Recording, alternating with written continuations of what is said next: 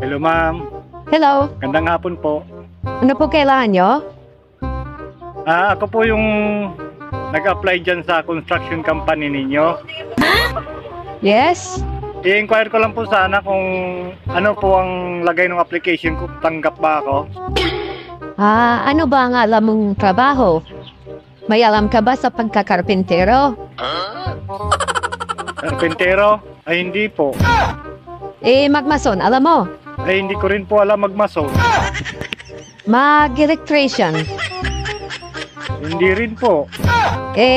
Magtubero. Hindi rin po.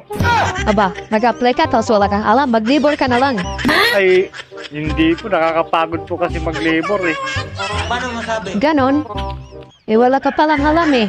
Wala kang kalam-alam ng kahit na ano. So, paano kita tatanggapin? Eh, ma'am, ang iba ko pong alam, ma'am, alam ko po kung saan nakatira yung kabit niyo po. Ano? May alam ka? Opo, alam ko po yung address. Saka may picture pa nga po ako nung papasok po kayo sa motel ng kabit mo. Ganon ba?